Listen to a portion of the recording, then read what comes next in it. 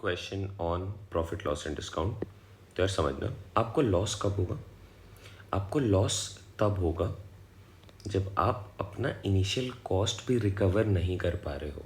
मतलब जितने आपके अमाउंट इनिशियली लगते हैं which is known as the cost price, आप उसको भी रिकवर नहीं कर पा रहे हो।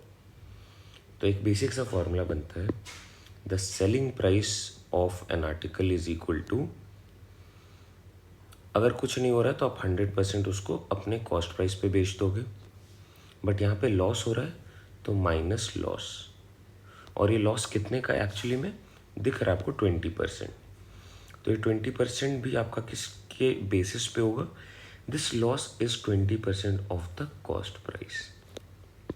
सो can I say the selling price of an article is 100% of the cost price minus 20% of the cost price, which is actually 80% of the cost price। और ज़रा एक बार इस स्टेटमेंट पे रिफ्लेक्ट करना आप कि मैं बोल रहा हूँ आपको लॉस हो रहा है, तो लॉस के केस में क्या आप जितना इन्वेस्ट करते हो उतना रिकवर कर पा रहे हो? नहीं कर पा रहे हो। मतलब आपने जितना इन्वेस्ट करा दैट इज़ 100%, आप उसको रिकवर ही नहीं कर पा रहे हो। तो आप एक्चुअली में अपनी इन्वेस्टमेंट का 80% ही रिकवर कर पा रहे हो, 20% आपके लॉस में चले गए। इसी केस में अगर प्रॉफिट होता तो आप बोलते प्लस प्रॉफिट और प्लस 20%, तो उस केस में आप 120% ऑफ द कॉस्ट प्राइस बना रहे हो। यहाँ पे लॉस हो रहा है तो आप 80% ही रिकवर कर पा रहे हो। चलो अब जो डेटा गिवन है उनको लिख लेता हूँ मैं। आपके क्वेश्चन में बोला जा रहा, person bought a car and sold it for 3 lakh, selling price is 3 lakh. 80% can be written as 80/100 into cost price।